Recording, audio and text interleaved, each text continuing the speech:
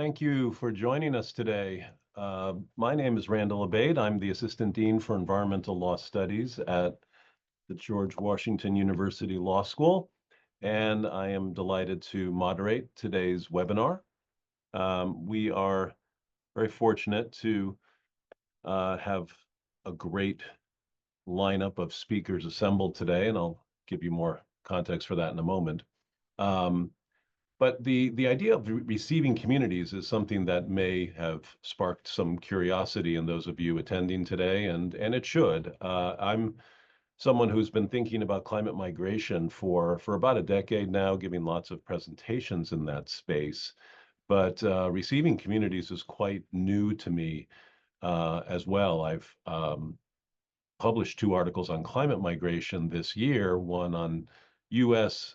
exclusively, and then the other looking at U.S. and India comparative climate migration governance. And in working on those pieces, it was certainly crossing my mind, this idea of receiving communities with all of the threats and realities of climate displacement happening around the world. Where are these communities going to go, and how are they going to get to a new place to call home?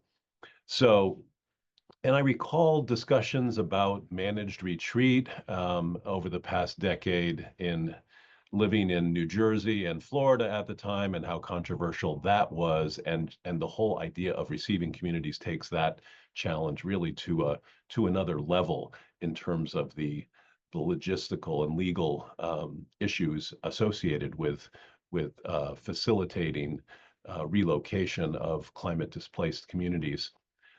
So it was really this past year where the concept of receiving communities came front and center for me, and that was a direct uh, outgrowth of my ongoing collaborations with Ira Feldman, the founder and board chair of Adaptation Leader. He's really taken the receiving communities concept and brought it front and center, and is really the force behind today's webinar and a subsequent workshop that he'll tell you more about that's coming up in February here at GW.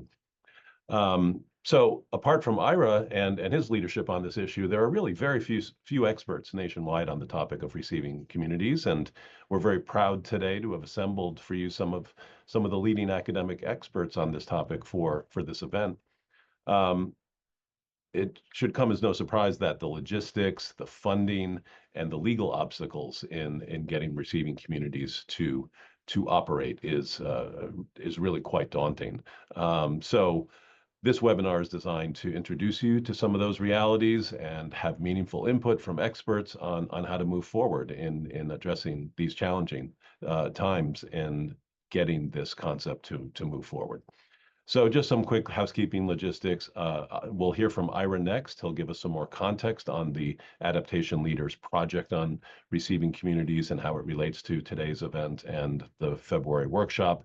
We will hear from Professor Jackie Lopez of Stetson University College of Law for 15 minutes following Ira. And then following Professor Lopez, we'll hear from Professor Keith Hirakawa for the next 15 minutes. And then we'll have a pre-recorded presentation from Professor Hirakawa is from Albany Law School. And then we'll conclude with Professor Jimmy May from Washburn University School of Law with a pre-recorded presentation of about 13 minutes. We will conclude the webinar with about 15 minutes of Q&A, and please put your questions in the Q&A function in today's webinar. I will start to review those questions as they come in and try to structure a discussion on the basis of those questions at the conclusion of the presentations. So with that, I will turn things over to Ira Feldman.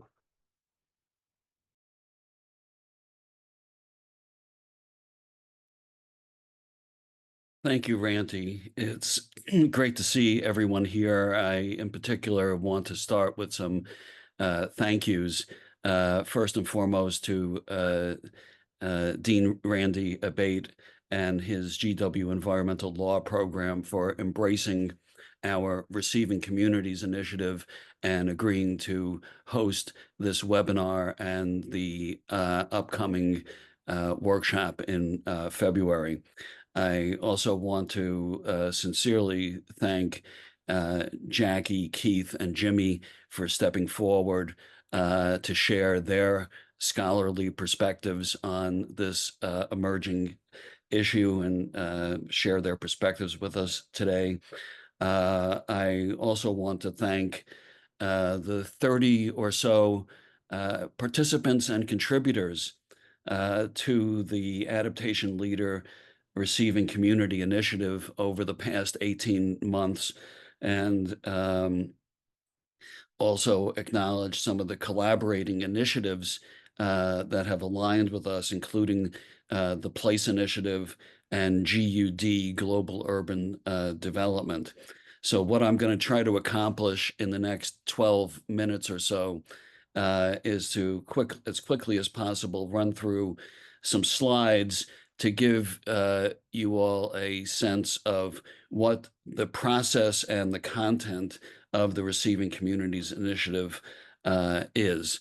This is really a more truncated presentation from a longer presentation that I delivered at the National Adaptation Forum.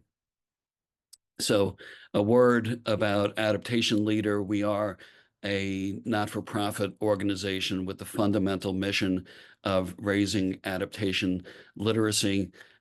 We believe there is an urgent need to create a coherent research and policy agenda for receiving communities for some of the reasons that Randy started to articulate in his opening. As Randy mentioned, over the past, let's call it 6 to 10 years, managed retreat has begun to receive a great deal of attention, particularly for communities that are coastal communities that are being subjected to sea level rise. And managed retreat is still not widely accepted. It is, in our view, a mode of extreme adaptation, and even where planning for managed retreat is mandated, such as through the California Coastal Commission, managed retreat is still, by and large, resisted. As Randy also mentioned, far fewer people in the U.S. have been paying attention to receiving communities. In other words, where are the displaced populations going to go? And somewhat glibly, but maybe effectively, we view receiving communities as the back end or the flip side of managed retreat. And the urgency of planning for climate displacement in the U.S. is real, as I will soon discuss. For those at the local level who have been thinking about positioning their communities as receiving communities, most of the self-assessment type of an approach has revolved around these basic needs. We suggest that while these are fundamental and important for local communities to consider, this level of analysis really doesn't get us very far when we're talking about policy and governance. So what is the challenge? We've got at the moment climate displacement already happening in the US, but it's really a trickle as compared to the flood that we may have going forward when we have magnitudes of greater displacement to come. The widely cited article by Matt Hauer speculated that just due to sea level rise and storm surge and limited to the East Coast, that 13.4 million US residents would be displaced in the second half of this century. That, again, is just one approach to the guesstimates, but it is limited to one climate impact and to one geographic area. And the adaptation leader effort is attempting to say what knowledge and experiences from other contexts, other settings, can inform how we deal with receiving communities. Somewhat tongue-in-cheek, we've adopted this graphic and licensed it, even though it is technically inaccurate in describing the Great Lakes as a climate haven. It makes the point that we do need to be paying attention to where will everyone be going. We need a coherent research and policy agenda that considers the scenarios and options for the range of climate-induced displacement of populations within the United States. So again, our initiative is looking at internal displacement, internal to the United States. We're not as important as the immigration and humanitarian issues related to international climate refugees may be. That is not within the scope of the Adaptation Leader Initiative, nor is the question of temporary or reactive relocations in response to specific extreme weather events. What we're looking at is the longer term and more permanent displacement of populations within the United States. So this slide gives you an idea of what the flow of activities has been and will continue to be. As I mentioned, we have along the way managed to gather about 30 or so participants and contributors. We've had an ongoing dialogue with conference calls and online collaboration. And the first phase was largely a question of issue identification. I then published in the ELI Environmental Forum and presented last year at the Columbia Managed Retreat Conference, which really kicked off our effort to continue the interdisciplinary dialogue and link up with collaborating organizations and initiatives. Right now, we are in the third phase, which is creating a research and policy agenda, literally a document that will serve as a resource to bring together an interdisciplinary mix of academics, practitioners, and government leaders to better focus on the receiving communities issue. And as we mentioned earlier, we hope to bring everyone together in early February. The target date is February 6th for a workshop-style event at George Washington University, again, with thanks to Randy Abate for facilitating that. So in that first issue identification stage, we asked a range of questions like, should we be focusing on existing urban areas like repopulating Detroit, or should we be looking at how do we establish greenfield locations for receiving communities? In the end, we opted to continue to consider both. We raised the question of whether we can learn anything from existing intentional communities like transition towns and eco-villages, whether we can learn anything from existing experience with public-private partnerships and innovation zones, while recognizing that several have been discussing the phenomena of climate gentrification, especially in the Miami area. We want to draw attention to the broader role of behavioral sciences, informed by things like sociological studies of social cohesion in New York City post-Sandy, and other non-climate in migration of what's referred to as others into existing communities. And finally, really in trying to evolve the adaptation leader not-for-profit along with the flow of this initiative, we are very seriously looking at what are the role of boundary organizations, third-party neutral organizations that seek to bring together and coordinate the range of stakeholders. And another phrase that we've introduced in the receiving community setting is this idea of boundary organizations as climate brokers.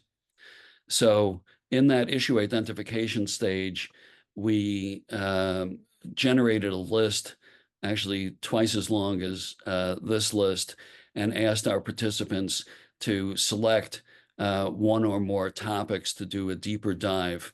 And we have done that. We have about a dozen contributions that will be one part of the receiving the research and policy agenda document. So the research and policy agenda document, as I said, in preparation and a first draft to be posted next month. The way we are conceiving it at this point is to have section 1 being an overview and a call to action. Section 2, recapping the current state of play through existing academic and practitioner literature, case studies, and the legal state of play. Section 3, drawing upon that prior list that I shared with you, what are the approaches that we want to explore for receiving communities? What can we learn from these other adjacent areas like innovation zones and intentional communities? And what do we need to know about constitutional limitations? And then finally, the document would end with a path forward and recommendations section. Without reading this slide, this is simply meant to say that we will be in the current state of play section, recognizing all of the very good efforts that have taken place so far, mostly managed retreat focused, but we have selected in particular these 4 items from the literature to revolve our state of play narrative around. I won't read that to you here. The slides will be available, but again, we are not starting with a clean sheet of paper. We are building on what other scholars and practitioners have done. In the third section of the research and policy agenda, again, drawing from that list of topics that we identified in the first phase, I'm sharing with you here some of the contributors and the topics that they have written about. I was pleased to see that we have on the line today Mark Hafen joining us, who wrote about brownfields, and Jason Wilson is on the line as well, who wrote about sister cities. And of course, Jimmy May and I wrote an article for the American Bar Association on constitutional limitations. And when we hear Jimmy's pre-recorded presentation, you'll have a fascinating look at what we came up with. Again, in the interest of time, I'm not going to go through all of these different topics that will find a home in the third section of the research and policy agenda. But Mark Weiss, who I don't believe is on the line with us today, wrote about sustainable innovation zones, an approach that we think has some viability for application to receiving communities. Rebecca Wilhelm among other topics, addressed intentional communities, again, the transition towns and eco-villages as examples of intentional communities, and how can we use the learning from intentional communities to date to help us think about receiving communities. Similarly, I mentioned Jason wrote about sister cities. Jason really was a pioneer in thinking about sister cities, unlike the more well-known sister cities movement that is basically cultural exchange type arrangements. In borrowing the sister cities idea, Jason and independently I came up with the idea that if arrangements could be made between two jurisdictions, it would be a win-win situation for both jurisdictions. Rebecca Wilhelm also wrote about public lands, understanding that in answering the question, where will everyone go, especially when we get to magnitudes greater dislocation, a useful answer may be public lands, considering that the federal government controls 28% of the US land, but there are conservation and legal restrictions on much of federal land, and so work needs to be done to resolve how public lands may become a landing spot. And finally, in the constitutional issues, I won't steal Jimmy May's thunder. He really has prepared a nice presentation on both the constitutional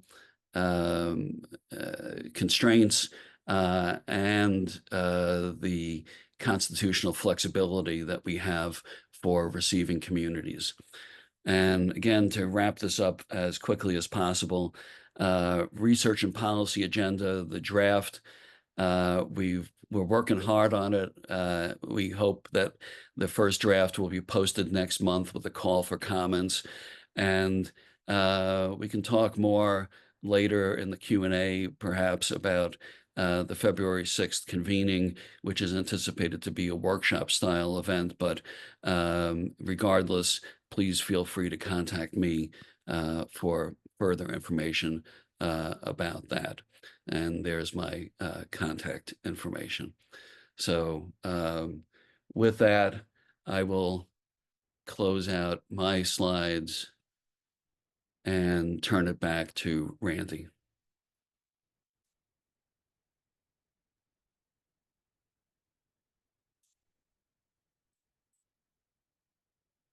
Thank you, Ira. We will next hear from Professor Jackie Lopez.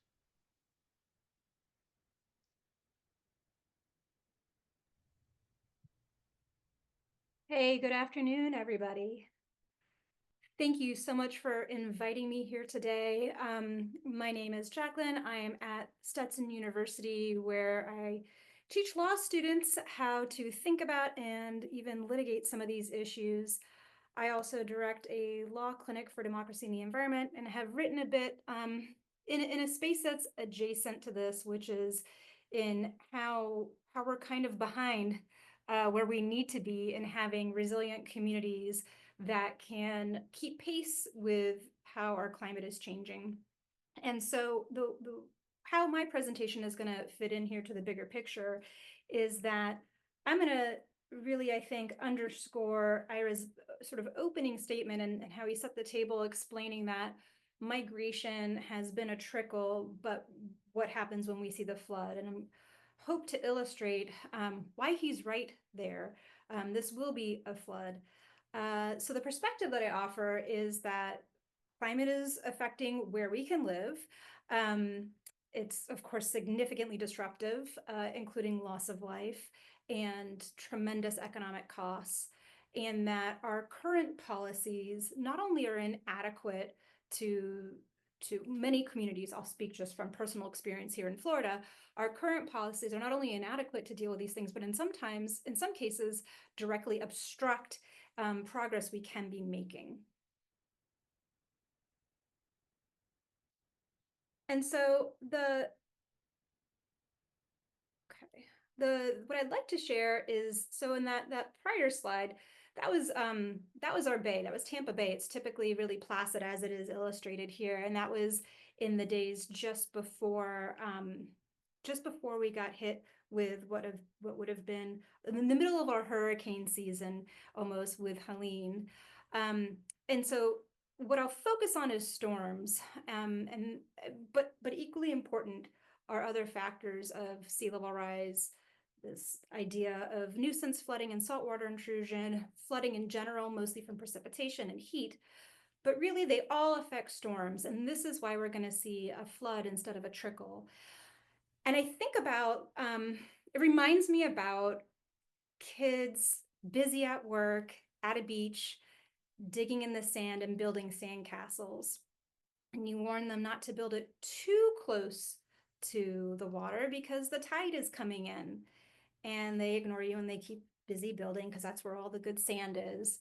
And then the first wave comes, and maybe it just erodes a little bit of breaches the outer edge of the sandcastle. And then they get busy at work and they build it back up again. And maybe they're okay for a few more waves, but because the tide is coming in, at some point, a big enough wave comes and it takes it all away.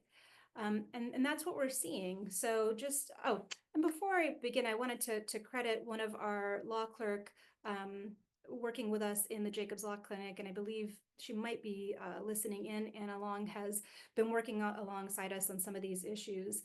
But in the space of displacement, what we're seeing domestically is we're already seeing people being significantly displaced by storms, especially. And so in just the last year and a half or so, there's been over 3 million adults that have been displaced, and about a quarter of them never returned. So sometimes our displacement is temporary, and oftentimes it is. And I'll show you what that looks like from a Floridian's perspective. But in some cases, people are unable to return home, and that's going to keep happening. So here's what it looked like this year, though. So it all starts when, from a Floridian's perspective, we see the climate models, we track NOAA, we track weather.com, and even now our local meteorologists, we're all on the same page. We see these storms developing. And I took this screenshot, actually, of the observed tidal gauge and the predicted, what should have been our tide here. And this was down in the Tampa Bay area. Now, when Helene hit on September 26th, it hit pretty far north of us. Didn't really come in our area at all. We had some tropical force winds, but the most significant part of it really was the storm surge. And for us, it was, of course, devastating for folks deep inland through Georgia and especially in North Carolina. But the storm surge in our area manifested in really interesting ways that I hadn't seen it do before, and I don't think our communities are prepared to address. So this is the next day. I walked down by our bay, and the storm surge was so significant, it carried it over our seawall and pushed up from underneath. And the force was so strong, it lifted the manhole covers and moved many of them quite far away from their manholes. And this is anecdotal, but it's not insignificant because it illustrates some issues that we haven't come to terms yet with, which is our significant aging infrastructure throughout the US, and in particular in this community. The next thing we noticed as the waters receded, which they were sustained pretty high for a while, was our communities that had been prone to some flooding historically saw unprecedented flooding. So this is a community just north of me that experienced 4 to 6 feet of water, and the water, and not all these people are on water. Many of these people don't have property that abuts water at all. Some of them do, and so some of this was overtopping from seawalls, but a lot of it actually was that water came up through our storm drains, 4 to 6 feet, and completely destroyed thousands of homes in this one community. This illustrates how the storm surge came over. So this is a building, and you can see there about 3 feet up is a gray line, and that's where the watermark was, a sustained watermark. And this is a parking garage that's several blocks in from the water. So the water was able to come across trees, buildings, other infrastructure, and still found its way at this elevation. And you can see there that car doors open. All of the cars that were parked in this garage were protected from the wind, but they were not protected from the water. This was a surprise walking around our neighborhood. This is, again, still just Helene, walking around our neighborhood to discover that our infrastructure was not up to the task of the stormwater intrusion. And so we saw many of our aging pipes were broken, including our freshwater as well as our sanitary sewer and our stormwater. And throughout our neighborhood and throughout many neighborhoods, we saw giant sinkholes open up like this, creating, in some cases, a nice urban oasis, but in many places, a human health concern. So less than 2 weeks later, and without really the community having an opportunity to pick up the vast quantity of debris that had accumulated, both from the relatively insignificant wind damage, but the very substantial flood damage and people emptying their entire lives onto the side of the road, our municipalities were unable to keep pace with that. So if you were to step outside your front door, look left, look right, you probably can't see down your sidewalk because they're piled high with people's belongings and with downed limbs. So about 10 days later, we saw this other storm really start to take shape. And the truth is, this depression was already around by the time Helene had hit. We had been watching this deep in the South Caribbean, and it started to take shape. So this is a screenshot. These are all just, this is the life of a Floridian. You watch this stuff, you take pictures, you send it to your friends, you wonder what might happen next. So this is a screenshot from several days before of the projected path, and it was actually pretty accurate for Hurricane Milton that made landfall October 9th. And this was a monster of a storm. We got very lucky in our area in Tampa Bay because of the lateness of the season and some other weather patterns that knocked the storm down from a Category 5, which means 180-mile-an-hour sustained winds, to about a Category 3. And you know, the prior storm, several hundred people died as a consequence of landslides and flooding. Again, not mostly in Florida, mostly north of Florida. Here with Milton, had a significant human toll. We lost about 30 Floridians, and it's going to cost over 80 billion total in damage. The thing that was really significant about this storm was it was one of the most significant, the most rapidly intensified storms observed to date, and attributable to abnormally high temperatures. So climatologists have reviewed this storm and Helene and determined that this storm, Milton, was 400 to 800 times more probable at this size and intensity as a consequence of climate change. And even though we had all of that notice, we still couldn't save a lot of the infrastructure. This is an image from downtown St. Pete. And luckily there was no loss of life, but it was a crane. There were 2 cranes set up to do construction in downtown. And the company was notified almost 10 days in advance that there was likely a large storm coming our way. And they said, sorry, we can't move them. It takes 2 weeks to deconstruct the crane. So they knew that this crane was not equipped to withstand Category 5, or as it turned out, even Category 3 winds. And it did collapse into the side of a building. But because we had enough notice, this area of downtown had been entirely blocked off for days. This is an image of Tropicana Field, which very famously, I think, lost its roof. And that in itself wouldn't be all that newsworthy, but for the fact that we had used the Tropicana Stadium for staging for National Guard, for linemen, and for aid workers, and they lost their roof in the middle of the storm. So what do as Floridians as the storm comes through? We wake up the next day and we assess damage. Many of my friends chose to evacuate. We chose to stay where we were. So I was tasked with the very next morning going to 5 different people's homes to assess damage for them and to let them know whether it was safe to return. And this is a really typical scene after a storm like this, where you have down trees, blocking the road, blocking homes, taking down power lines, live power lines, and just a lot of uncertainty as to when we might have a sense of normalcy. This image kind of explains what I mean by that. So this was a snapshot that I took today, and unfortunately I'm covering up the legend here, but if you could see the legend, that light color yellow says that these areas have not been targeted yet for debris removal. So we have debris from September 26th from Helene, molding furniture, waste, debris from plants, just sitting on the edges of our yard as our municipalities try their best to catch up. So what has Florida's response been to these synergistic climate change challenges?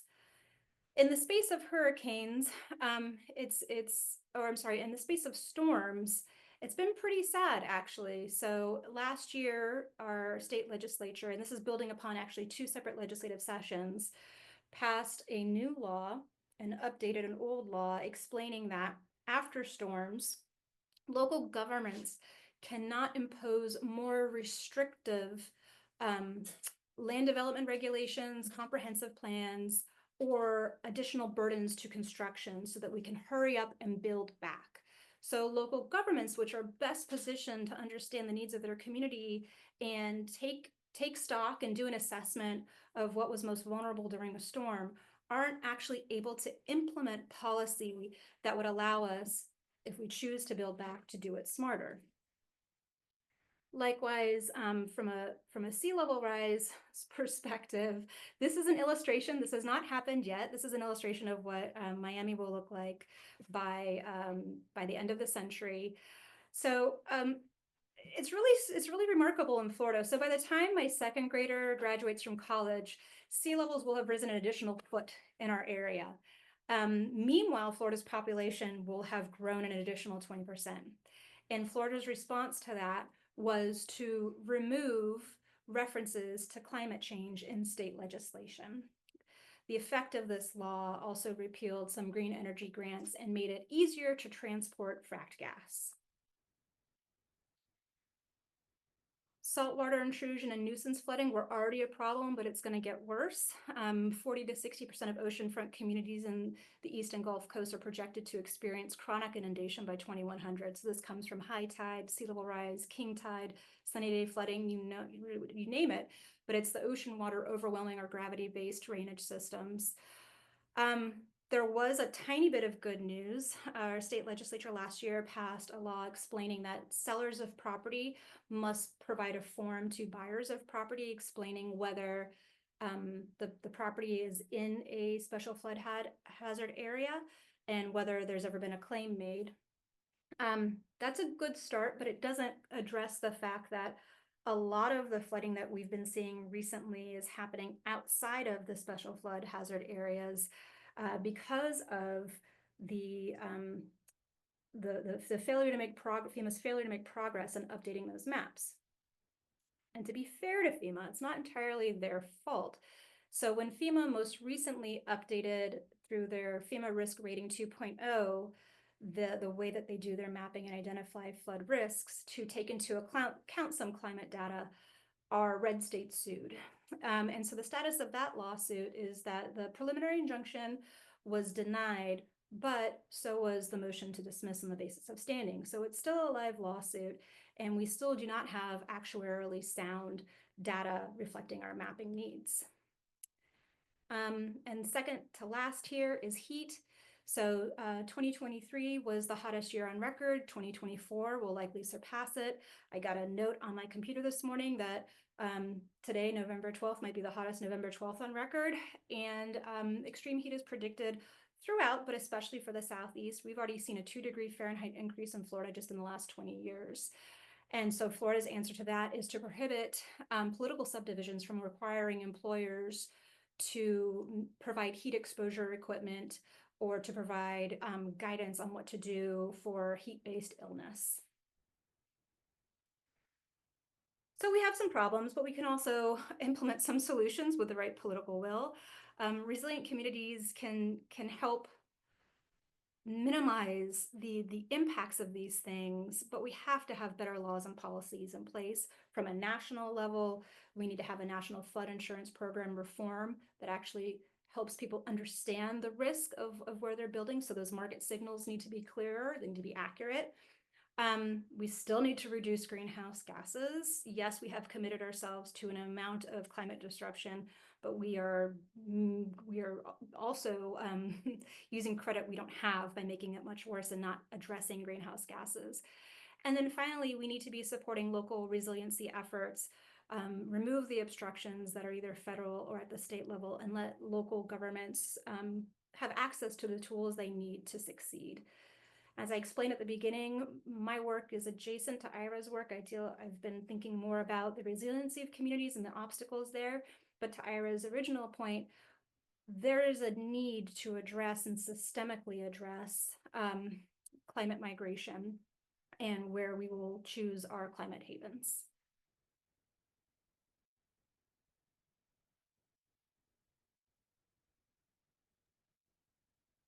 Thank you so much, Professor Lopez, for that excellent presentation and really a sober reminder of the realities in Florida and how that underscores the urgency of this discussion regarding receiving communities. We will next hear from Professor Keith Hirakawa. Thank you for having me here to share in this dialogue. Obviously, given what Professor Lopez was reporting on, we have some really big challenges, and maybe particularly in Florida, but I would say probably everywhere. Recently, as many of us know, the UN Secretary General Guterres announced that the era of global warming is over and the era of global boiling has arrived. We're seeing this in ocean temperatures that look a lot like hot tubs, sidewalks that are scorching, pedestrians, crop failings, and water disappearing. Um, Even though we generally have survived in the climate niche, the area where the climate is suitable for both economic and human well-being, the climate niche is moving and people are on the move as well. To face this climate emergency, some communities are engaging in the types of preparation that we need to see, decades ahead of us of sort of how we're controlling the kind of disruptive forces we're seeing in the climate boiling era. And this is what we have to look at to understand how communities can both be prepared for the onslaught of these climate disruptions, but also provide an equitable and inclusive quality of life for all the inhabitants, right? We need to build our communities that center the inevitability of change, that recognize existing patterns of inequality, and focus on planning for building more just and sustainable communities where people feel that they belong. This, from my perspective, should be the goal of all communities, right? This is the need for the climate haven. Now, to be clear right at the outset, at least from my perspective, the climate haven doesn't exist just by virtue of location and geography. A climate haven requires a lot more than geographic advantage. It requires intentionality. It requires recognizing how we prepare for the kinds of challenges ahead, in particular ones where we think about the distribution of the benefits of adaptation planning so that it has both intentionality and equity built in, right?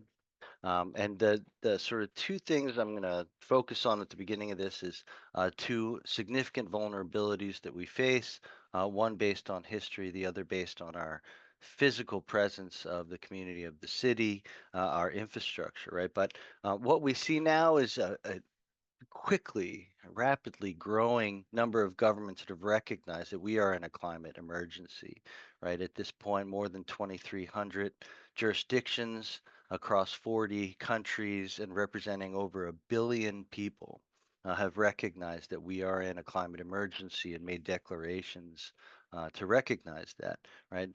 But I think the way to think about this is that these are communities that have recognized that they're not quite prepared, right? And at the very least, two of the deficiencies or two areas to focus on for climate preparedness. First is focusing on the existing systems of infrastructure and whether they are sufficient to serve current populations. And the second is to look at governments that sustain historic patterns of inequality, of power, of dominance, and exclusion of voices of many of the residents in the community, right? So thinking about at least addressing these two is thinking about both sort of physical safety and quality of life, but also areas that can prioritize equity and inclusivity. Um, this is about vulnerability, right? Vulnerability matters because it is one of the primary determinants on how people experience climate change, both in the near and the far term. Vulnerability tends to be higher in areas that already have high rates of poverty, low rates of government capacity, and they're exacerbated by inequity and marginalization that is linked to gender, ethnicity, race, income levels, and some such things. Right. So vulnerability results, at least um, in part, from past and in part from present patterns of structural and systemic inequity in governance. Now, vulnerability is correlated to how humans experience climate risks. Many of these risks are unavoidable in the near term. And so the only way to moderate their effects is adaptation planning that addresses the human experience with these climatic changes, right? So first, we look at infrastructure. Um, our nation's infrastructure is a combination of various public and private structures that deal at least with utilities, public works, and other systems of transportation, including water, but also transportation of people. The purpose of our infrastructure system is to ease the stresses of climate challenges by ensuring safe and efficient access to the services that we need. And in many cases, it works very well. But that said, our nation's infrastructure, especially as we heard from the previous presentation, it works sometimes well, except that it's aging and in many instances in pretty poor condition, right? As highlighted by the fifth National Climate Assessment, many infrastructure systems across the country are at the end of their intended useful life and aren't even designed to cope with the additional stresses that come from climate change. Our investments in public infrastructure has fallen significantly over the past decades, and currently the American Society of Civil Engineers grades our infrastructure system at a C minus, right? So there is work to do to get us prepared for the kinds of changes that we're going to see. Not too surprisingly, where we have infrastructure failures, they do tend to disproportionately impact low-income communities, those most vulnerable and least able to absorb the costs of these risks. So that's the first vulnerability that has to be part of the agenda in thinking about climate havens. The second deals with vulnerable populations, right? That is to say, we need to go beyond just our physical preparedness.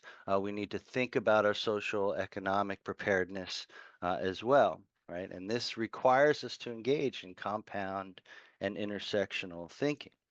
Right? It requires that we assess, both critically assess, but also improve our systems, political, economic, social systems, with an equity-centered approach, right? With equity in mind. These are systems, right, that have in the past influenced and continue to influence how we do adaptation planning. And so, at least to the extent that equity is not involved in them, these are areas to focus on for disruption. In point of fact, even today, a lot of our adaptation planning efforts, they tend to ignore or even exacerbate the kind of existing inequities that are exacerbating vulnerabilities in particular communities. Um, so at present, what we have is a system where we may not be looking at all of our vulnerabilities, which means we are just increasing risk and later costs of not being prepared for climate change. Um, on the other hand, right, when we start taking adaptation seriously, what we'll see is that there are a lot of possibilities that come with adaptation opportunities. Um, at least, right, an intentional focus on adaptation and climate preparedness includes seeing and responding to our past policy failures, perhaps Florida as an example, but in many instances, climate planning is going to provide this platform to both assess and but also respond to some of the histories of racism, segregation that have created these vulnerabilities. All right, so now sort of thinking about what this means on the ground. Uh, all right, creating a climate haven is going to be an intentional but also an iterative process, right? There's not going to be a one size fits all. What works for a community in Florida or Arizona or Michigan will be different, right? Different geography, climate, population trends, just different levels of preparedness for different kinds of challenges. Um, but when we think about what the principles of climate havens might be, it might be helpful to take a look at an example. So one of them is the city of Pittsburgh, right? Pittsburgh currently exists in the climate niche, right? The area that is sort of well adapted to survivability for humans. Um, it's probably fair to say the city has not embraced its potential to have a future as a climate haven, but it still is actively preparing for the climate changes that it will see, including climate migration. Um, as a potential climate haven, Pittsburgh enjoys a pretty good location as a mid-sized city, about 300,000 residents. It boasts about 2,000 miles of streams, 90 miles of flowing rivers, but the city does suffer some structural and systemic challenges. It's currently ranked 27th in the nation. Um, Near the bottom for segregation based on race and ethnicity, a problem that's exhibited in the schools, in the government, housing, and employment sectors. The population of Pittsburgh is currently older, comparatively older than the typical city of its size. Inability to recover from financial stress in 2003 resulted in 90% fewer manufacturing jobs by 2005. It lags at present in the creation of new businesses as well. So, on paper, the city could boast its potential of climate haven attributes, in part because it has a surplus of space and infrastructure and housing, due first to its boom in the 1950s, but subsequent collapse of the local steel industry. At its peak population in 1950, Pittsburgh served as a residence for about 670,000 people. During that boom, the city invested in infrastructure and in housing to serve that population. Since that time, and economic downturns, Pittsburgh's population has declined to just over 300,000. 23% suffers in poverty. So the steep decline of population left a lot of the housing and infrastructure, although available, but also in disrepair, right? Roads, dams, locks have been poorly maintained and largely outlived their useful lives. The city, because of its topography, is subject to landslides and subsidence. The transportation system generally follows water flows, which leaves it vulnerable to flooding. The sanitary sewer and storm sewer systems are aging, and probably at this point going to be insufficient to handle the kinds of rain that we're seeing, the storms that we're seeing in the climate era, and presently over 9 billion gallons of combined stormwater and wastewater flows overpower the existing system.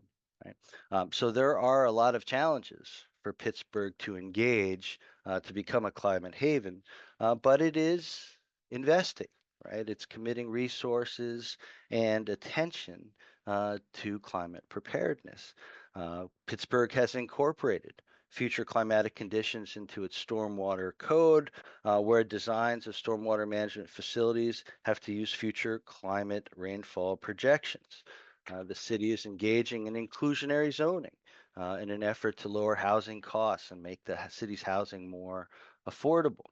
The city is pursuing coalitions to address waste reduction, affordable housing, employment, food security, green infrastructure, and transportation efficiency, right? It's turning its attention on the kinds of projects that are needed to get the city ready to meet these needs. They will cost money in many instances, but some of the priorities that the city has put forward are not substantial investments. It still brings substantial returns. The city is envisioning a green infrastructure system to deal with stormwater management. The climate action plan for the city envisions a 60% urban forest canopy cover, which is up from its current 42%, already impressive, but expanding that cover of the urban forest to help besides stormwater and all the co-benefits that come with it. Pittsburgh has published its Green Guide to help educate people on how they can participate in stormwater management, and its recent stormwater strategic plan had an environmental justice focus for its framework, and a lot of strategies, including financial management of the city's stormwater system, stormwater impact fees that would apply very specifically to in the development context, thinking about levels of service strategies based on climatic conditions. So the city is engaging, but really importantly, the city's engaging with an equitable focus, right? The city notes in its climate action plan, inequity in Pittsburgh degrades the city's resilience as a whole. Right. And as a result, what the city is committing to is a future that really diverges from its past. Right. Pittsburgh's action plan says Pittsburgh will empower all residents to contribute to thriving and supportive communities by ensuring all basic needs are met. Right. By baking equity into its climate preparedness, the city is committing to this very engaging, equitable, and supportive actions, but it's trying very hard not to leave any of the city residents out, right? Now, another way of saying this is in its efforts to get closer to climate haven, the city of Pittsburgh is centering the idea of welcoming, right? Welcoming and belonging. Folks move in through migration and are welcome to find a place where they belong, a sense of place where they can contribute to the city. The city does plan to increase its population by 20,000 residents in the near future. And to address that, the city has launched its Welcoming Pittsburgh plan, right, which is a collaboration from several groups and governmental entities, including an All for All immigrant services and connections program from Allegheny County. And the idea is to make sure that upon arrival, folks are getting that sense of welcoming by recognizing where to think about housing and employment and school and a variety of social functions that can help new residents sort of plug into the social system. So Pittsburgh's not yet a climate haven, but the efforts of preparedness, as they are ongoing, as they will be tested and occasionally fail and then have to be renewed, are committed to those goals of thinking about what it's about going to be like to live in a climate future, and making sure that folks that are residents of the city can do so as a community, as a safe community. All right, so just to finish up here, climate havens, we shouldn't think about them as existing as climate havens just because of their location, right? At this point, there are no areas that are climate proof. But as we think about cities trying to earn this moniker of climate haven, we think about intentionality, right? We think about cities that are launching programs that achieve equity, that are inclusive, that engage people in the idea of governance, so that we're not telling our city residents or community residents what they should be doing, but we're engaging them so that we have self-governance in the community, right? This is what all communities should be focused on, and this is the kind of project that will lead us into a sort of quality of life in the boiling era that we can all survive and accept. So thank you for your time, and I'm really excited to hear what the questions are. Thanks so much, Professor Hirakawa. That was really very engaging discussion of what it takes to be a climate haven and some of the obstacles and challenges to making that work smoothly in this future that's unfolding before us, with displacement happening on a rampant scale, and certainly in the Q&A we can explore it more, but just how effectively we'll be able to get ahead of this to benefit from the notion of climate havens in a kind of structured and orderly way is certainly one of those questions that always haunts me a bit. We are now going to transition to Professor Jimmy May's presentation, pre-recorded, on the constitutional dimensions of receiving communities.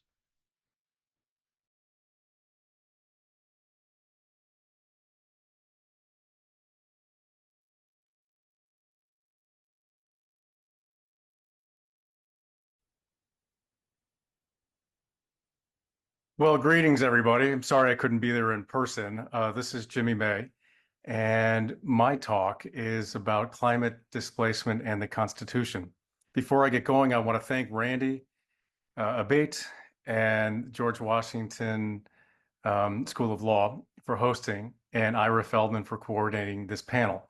So let me get right to it with the question is, where will everybody go to survive advancing climate disruption? And what does the Constitution say about all that? Well, my remarks are based on a recent article that Ira and I wrote for the American Bar Association, which considers how U.S. constitutional law informs and influences potential governmental policies affecting millions of citizens, inevitably displaced by climate change. We conclude that the U.S. Constitution is neither designed nor equipped to handle the oncoming climate displacement wave. But America will be wildly different, you see, even unrecognizable decades from now because of climate change. Americans will need to move, pinched by the loss of land and less livable land, and including within just a generation, an estimated 13 million by sea level rise, 28 million by megafires, and 100 million by heat. You can do the math. That's somewhere between 1/3 and 1/2 of the US population will be displaced in some way, shape, or form, or affected by people who are displaced in America. So what does the US Constitution say about this so-called managed retreat? In broad strokes, we can imagine several areas of concern that might raise constitutional issues under future conditions. So first, the question is, can Congress regulate to manage retreat? The short answer is probably. So first, it's likely that Congress has the authority to develop programs to manage climate displacement under the Commerce, Treaty, General Welfare, and Property Clauses of the U.S. Constitution. Let me go through those. So first, the Commerce Clause provides, I quote, that Congress shall have the power to regulate commerce among the several states. Now, the Supreme Court has held that the Commerce Clause permits Congress to regulate in 3 areas: channels of interstate commerce, that's first, such as navigable waters, instrumentalities of interstate commerce, such as planes and trains and trucks and things like that, and then activities that substantially affect alone or in the aggregate interstate commerce. So climate displacement involves all 3: channels, instrumentalities, and activities that substantially affect interstate commerce. Moreover, the Supreme Court has upheld congressional authority where Congress could have a rational basis for concluding that activities taken in the aggregate substantially affect interstate commerce.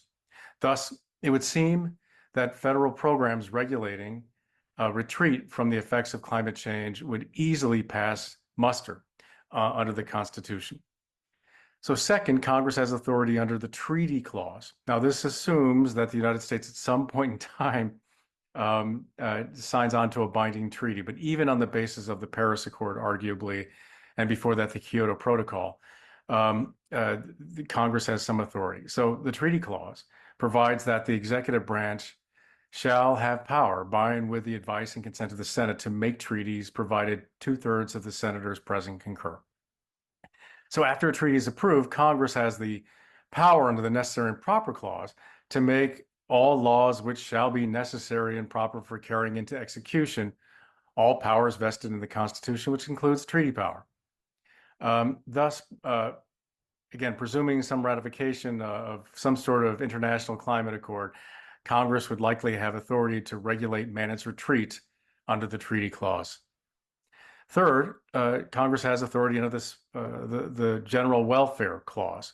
The General Welfare Clause permits Congress to tax and spend to provide for the common defense and general welfare of the United States by attaching conditions to the recipients of federal funds, typically to states, provided the conditions are not coercive.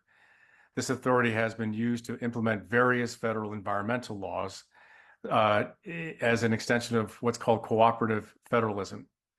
It's the bulwark of most of the nation's health and welfare legislation and would be for managed retreat. Thus, Congress likely has authority to raise and spend taxes in support of managed retreat and providing for the general welfare. Fourth, the Property Clause authorizes Congress to make all needful rules concerning federal land, which constitutes about 28% of the country. The Supreme Court has interpreted this scope of authority to be virtually without limitation. And with this authority, Congress has enacted numerous laws allowing for development, use, and exploitation of natural resources on federal lands. So thus, managed retreat to federal lands here is a possibility. Other provisions of the Constitution have allowed Congress to exercise relatively unquestioned authority to manage these federal enclaves as well. Congress can also acquiesce to presidential power to reserve federal lands for certain uses. Thus, Congress likely has authority to establish displacement zones under the auspices of the Property Clause, and potentially so does the president. So last source of congressional power, there would seem to be little states can do to prevent managed retreat into their states from those affected by climate change in another state. Freedom of movement is governed by the Privileges and Immunities Clauses of the U.S. Constitution. There's one that applies to the states and one that applies to the federal Constitution. And the right to travel, the Supreme Court has held, includes the right of free ingress into other states and egress from them, which would seem to cover displacement. So moreover, the court has upheld a federal right to enter one state and leave another, to be treated as a welcome visitor rather than as a hostile stranger, and to be treated equally to native-born citizens in that state. Thus, it would seem that states could do little to staunch managed retreat of citizens from another state into their own. Now, there are a series of counterbalancing constitutional limitations on Congress's power, however. The Constitution has mechanisms that limit managed retreat, including constitutional takings and the due process, equal protection, and privileges and immunities clauses.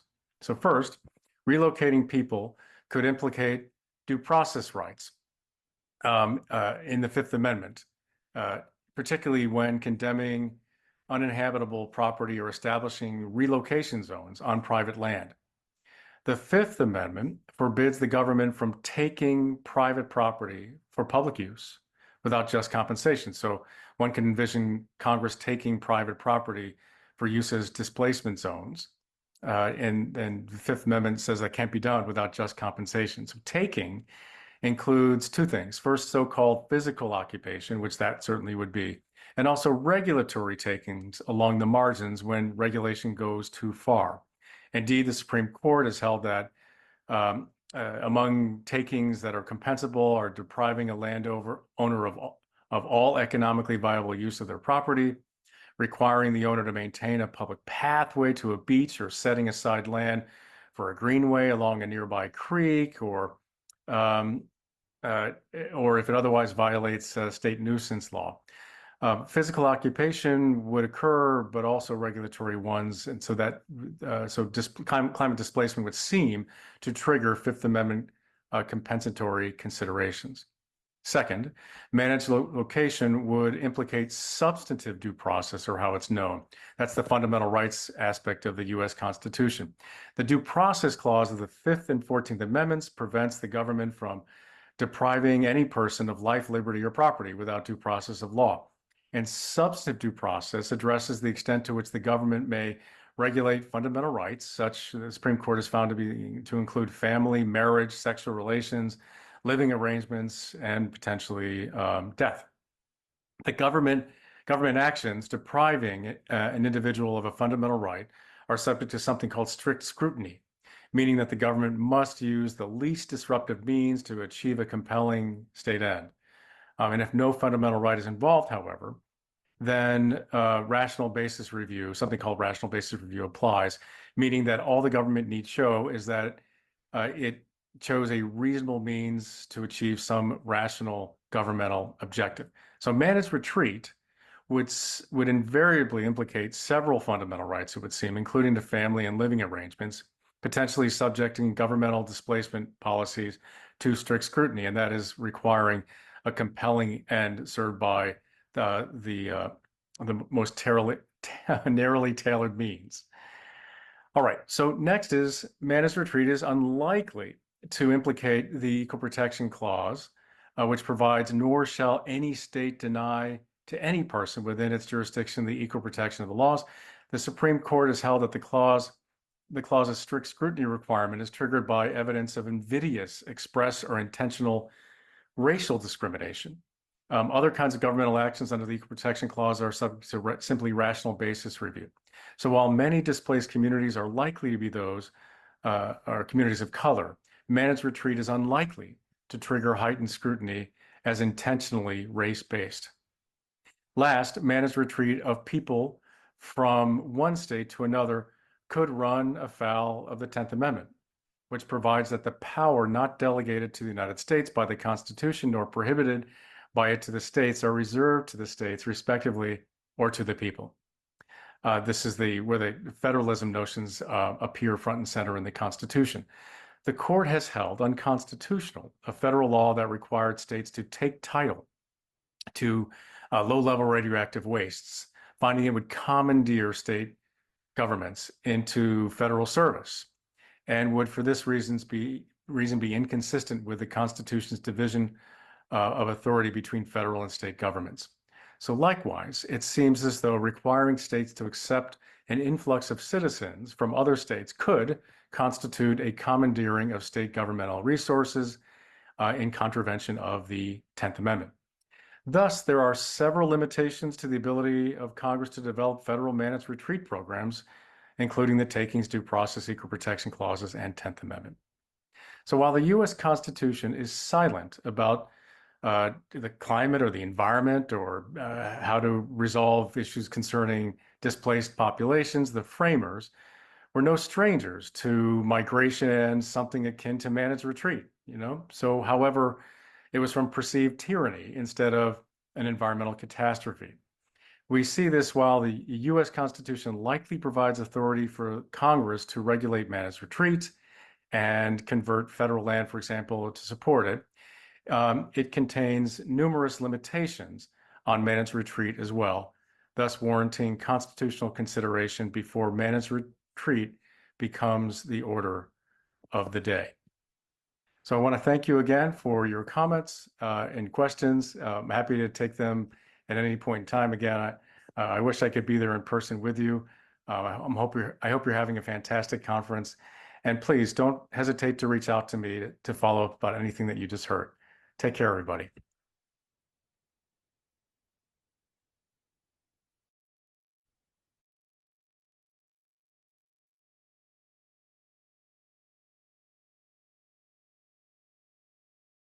Thank you so much, Professor May. Even though you can't hear me, that was an excellent presentation and a great rundown on constitutional dimensions of this challenge of managed retreat and receiving communities. We are short on time for Q&A, so I want to just highlight some questions and urge our panelists to be very succinct in their responses. So the first one, I think, perhaps most targeted to Professor Lopez, but open to all of you. Does the idea of sister cities face legal obstacles, considering, for example, Florida's legislation that restricts local jurisdictions from enacting climate intelligent policies on development and relocation? Will cities be able to establish those relationships? Well, what we're seeing right now in Florida is a real tension between state and local governments, and I presume at some point the state government will go too far and be an unconstitutional reach into what is always regarded as local power. So I don't know. I think there's already really practical restrictions in terms of what local communities can do for themselves in the space of growth and development that the state has usurped and successfully without legal challenge. So I think it's an open question. Thank you. That's very helpful. Just off the top of my head, I'm reminded of the South Florida counties pact working together to combat sea level rise, despite the state's inaction on that policy. I haven't on that topic. I haven't followed that recently, but does that offer any hope? Yeah, that's a really great example of where communities can come together. So it's a regional compact of well, originally it was 8 counties, but now it's actually fewer than that because some counties have had to withdraw. It's a completely voluntary compact of sharing information and strategies. And I think it is sort of it's a good resource for the different communities, but it doesn't overcome the limitations that the state has placed on local communities to build back more wisely following big storms and a few other spaces where the state government has taken away local land use, things that are typically found within local land use authority. Excellent. Thank you for that. This is really for all three of you, I'd say, given the likely strain on resources that many states will see with influx of displaced people, either temporarily or permanently settling. Are there any concerns regarding states that are not prepared to receive, attempting to limit people's ability to enter the state or travel freely within a state, and whether the right to interstate travel and law surrounding interstate travel is clear and strong enough to handle potential challenges in this context? Well, I think that Jimmy alluded to that in his remarks toward the end. And I think we also need, in answering all these questions, to be mindful of the temporal basis that would be overlaying everything that, we've already entered the new normal. And as things continue to evolve and as climate impacts continue to exacerbate, we're going to have to, as suggested in the article I co-authored with Jimmy, take a look at whether a constitutional revolution is necessary, whether some of the currently accepted guidelines, standards need to be modified in order to make sense in the new normal. Thanks for that. That's very helpful. Any other comments on that question?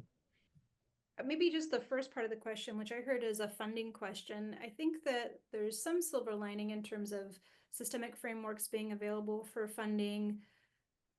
If we could get a proactive policy in place just based on the last federal legislative session, and state and federal actually making funding available to identify vulnerable areas, to provide funding for, so not just identifying, but also to provide relief for vulnerable areas, and a forward-looking administration could do the same for climate havens, so systemically identifying or at least authorizing funding to systemically identify what might be viable in the 50, 100, 200 year time frame. Yeah, and just to add to that, I mean, I think what's at stake here has to be front and center, right? We can think about allocating monies to do preparedness, or we can wait until disasters happen and spend 10 times as much trying to figure out how we deal and cope with loss of life and loss of homes, and the kinds of sort of chaos and disruption that occurs from being unprepared for emergencies. And before I forget, I know Professor Hirakawa has an article about to be published on climate havens. Is that shareable yet, or can we anticipate that soon? That's a fantastic question. The request has gone out, and I should be able to hear, but I certainly can forward it on to the organizations and GW in case people are interested. Fantastic, thank you. So this question is more timely than ever in light of the results of the election. What would be the citizenship rights of climate displaced migrants in the U.S.?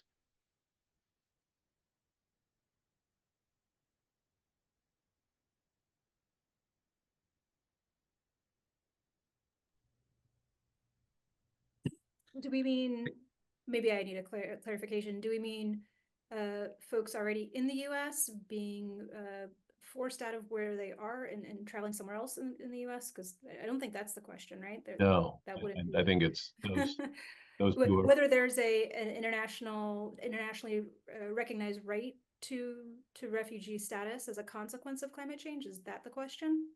that's my sense. Okay, Ira, would you like to address that, or would you like me to? Well, why don't you go ahead and I'll wrap up. Sure. So this is a question that our law clinic has been researching. I mentioned earlier we have Anna Long, one of our clerks, is I think enjoying the presentation right now. And no, we don't. That doesn't currently exist, at least for the U.S. to recognize a refugee status on the basis of climate impacts. There are some classes and categories we can start to see emerge in other nations recognizing the synergistic effects of a natural hazard, likely attributable to climate change, and something else under the current definitions of someone seeking that status. So that would have to be some sort of evolution in both in international law and how the U.S. interprets it domestically. I think it's also worth considering as things evolve, whether the rules of the game that develop for displaced U.S. residents will also be applicable to those who are international climate migrants. That opens a big can of worms at many different levels, but I would posit that some distinctions are going to need to be made when the full impact of the new normal hits U.S. residents who are displaced, and then we have to decide, well, do we have the ability to accommodate others? And this one I think is a good question to wrap up with, because it's more broad-based outside the law and thinking about this topic more broadly. Are there any discussions about how climate migration might create for more of a permanent sense of being migratory and what life might look like with less permanent resettlement?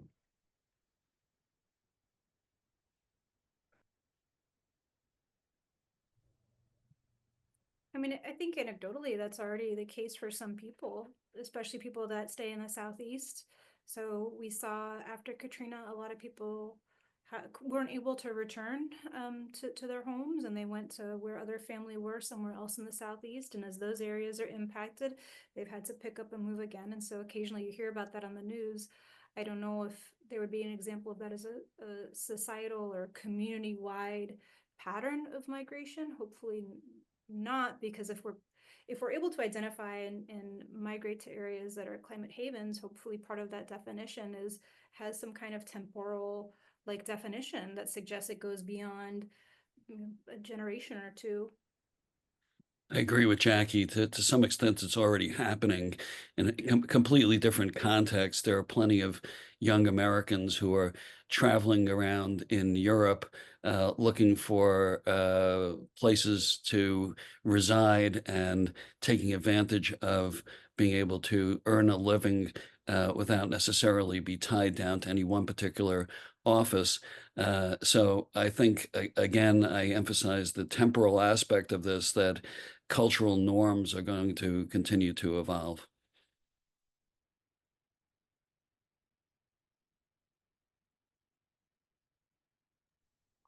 I would add that our laws protecting property rights are a huge impediment to this cultural transformation, and really will it'll be interesting to see how over time those may soften, because there's no other way to go, given the new realities and how this sense of permanence and with respect to where one can call home is just something from the past that we're not going to be able to enjoy that luxury of sprouting roots in terms of what we call home, and perhaps resort more to a communal sort of way of living that does not root us to one home and one community for a lifetime. That simply may not be possible or desirable, or both. So I think these questions, these presentations have raised a lot of questions, provided some really valuable thoughts on how we can move forward. And as Ira noted, I want to give him the last word, that this is a work in progress to gain increased clarity on collective engagement with stakeholders on moving forward on this Receiving Communities initiative. Thank you, Randy, for giving me the last word, and thank you again for agreeing to host this webinar. It is a work in progress. The Adaptation Leader Receiving Communities initiative continues. As recently as yesterday, we added another participant. So for anyone who is interested in the issues that have been raised today, there's still an opportunity to jump in and be a participant and a contributor in the initiative itself. As I mentioned earlier, we are in the process of finalizing the first version of the research and policy agenda for Receiving Communities. We hope to have that posted next month, and then we'll be set up to receive comments from all. And then finally, what we are pointing toward, again with thanks to Randy and GW, is a February 6th workshop style convening in Washington, D.C. So for further information on all of the above, please don't hesitate to be in touch with me. And with me as well. I'll certainly try to be getting some information on our program page, the GW Environmental and Energy Law program page. We have a link for events there. So please join me in thanking our distinguished panelists, and thank you all attendees for joining us today. We will be sharing a recording also on our program page that's easily accessible on the internet. Thank you so much.